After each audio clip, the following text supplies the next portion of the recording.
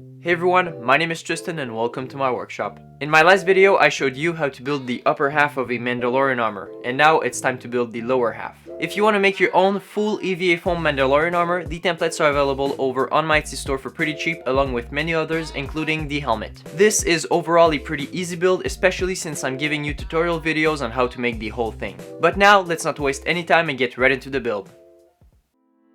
Let's start off with the thigh plates. The first thing to do is to transfer the templates on 6mm EVA foam.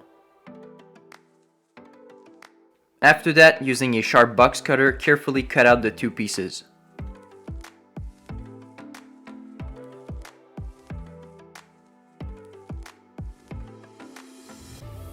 Now it's time for the details. Those three lines should be at an inset of about 2mm, and to achieve that result I use a wood burner with a regular straight tip. I taped together two metal rulers at the same width as the lines to use as a guide, but using a straight edge would also work. It's really important that you wear a respirator for this step. I think those lines turned out pretty good. All the other details are just 2 and 4mm pieces, which you can cut out using the templates. I'll use a rotary tool with a stone bit to round off the edges of the 4mm pieces. This gives them a cleaner look. Now it's time to glue everything together. Simply apply contact cement on every piece, wait around 2 minutes for it to dry, and finally stick the detail pieces to your thigh plates. Contact cement releases some pretty nasty fumes, so wearing a respirator for this step too is very important. Two of the detail pieces on the right thigh piece need panel lines, so I use a sharp craft knife to score halfway through the foam on those lines. Then to open the cuts, simply heat them up with a heat gun, and while I'm at it, I heat up the whole piece and form it around my knee. Then I do the same for the left thigh piece. Now you should have two finished thigh pieces, and I really like how they turned out.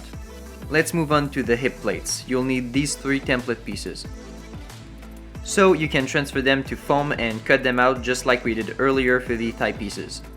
Next, simply glue together the three pieces, forming one hip plate, and do the same for the second one. The top parts on the hip plates need to be inset about 2mm. Just cut up that top piece following the line, apply glue on both pieces, and stick them back together. And this is what you should end up with.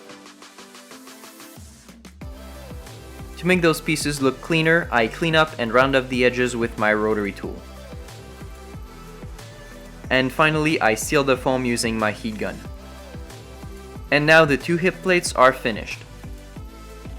It's time for a more complicated piece, the shin guard.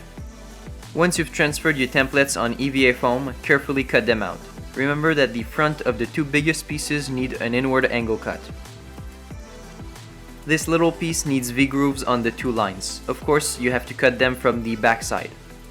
If you don't know how to make a V-groove, check out the first part of the armor build where I explain it in detail.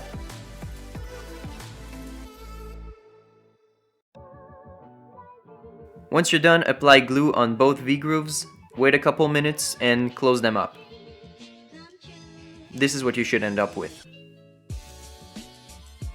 Now it's time for this big 12mm piece, and it needs angles on both sides. I start by removing material pretty roughly with a box cutter. Make sure you leave at least 5mm untouched because that's where the other pieces will glue on. Then I clean up the surface with a sanding drum on my rotary tool. Then I smooth it out with a stone bit. And that looks pretty clean. Now it's time to heat form the two side pieces. They need some pretty extreme compound curve, so don't be scared to really stretch the foam.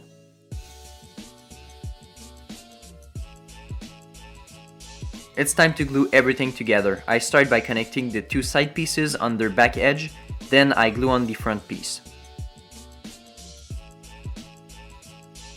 And this is what you should end up with. Next, glue this little piece at the bottom edge of the front piece. You have to cut out two trim pieces just like this, and they go around the top of the shin guard. Simply glue them on, making sure they line up with the edge of the other pieces. This detail piece goes right here at the top of the shin guard.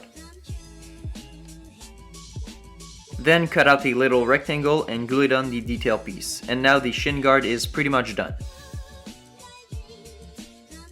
There's one detail I didn't add to the templates because it wasn't on all the references I used to make them. It's just a straight line going along the front piece. You can simply trace it on with a ruler, score it in, and open up the cut with a heat gun. And the last details to add on are those two little pyramid-shaped pieces which you can carve from 10mm foam. They get glued on the angled sides of the front piece, and now the shin guard is truly finished. If you're wondering how to put it on, here's an option. Cut a slit down the side and glue in a zipper. Velcro would also work. It's time to make the knee pad for the left leg and the leather wraps. Like for every other part of the armor, start by cutting out your pieces. The first part we'll make is the knee pad. Start by heat forming it into more of a cup shape.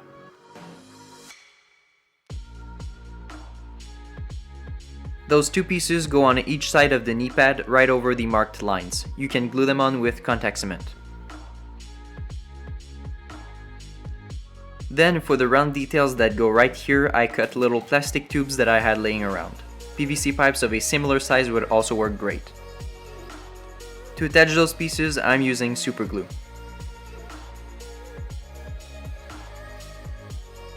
And I'm pretty happy with the final result. Now let's make a little pouch that attaches to one of the leather wraps. I'll start by rounding up the edges of the 12mm piece with the rotary tool.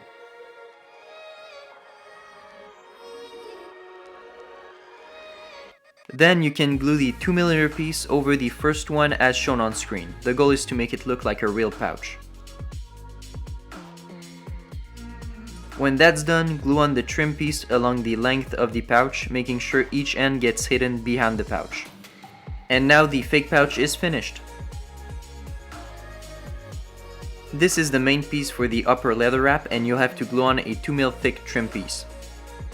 After that, round up the edges to give it a cleaner look. Now you can glue on the pouch on the strap piece directly in the center. And I really like how that looks. The last piece to make requires those two pieces, and it's the lower leather wrap. Simply glue the two pieces together but only on one side. Then check to see how much material to remove so it fits your leg better. Then just cut off the excess and connect the two sides together, and the lower leather wrap is complete. I quickly rounded off the edges on the leather wrap and the knee pad.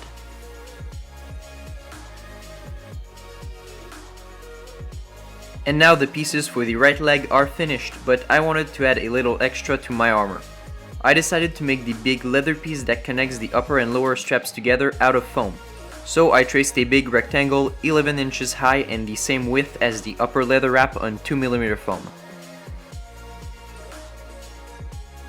After cutting it out, I glued the upper strap over the top edge of the piece.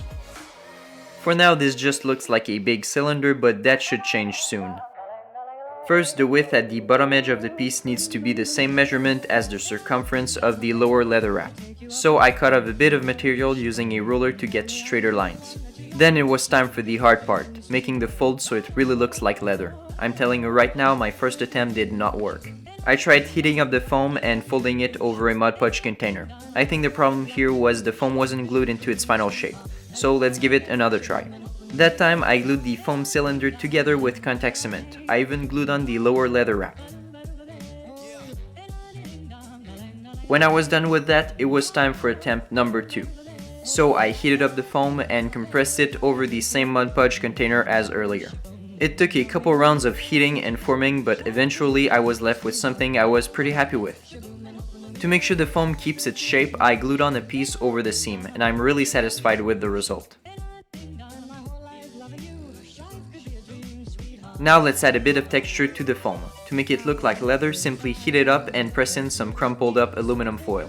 This technique was used on the lower and upper leather straps, but not on the folded foam to not distort the shape. If you're wondering how to put it on, just like the shin guard, cut a slit along its length and either use Velcro or a zipper. And now you should have the lower half of a Mandalorian armor. Alright, so we're done. The whole armor is finished.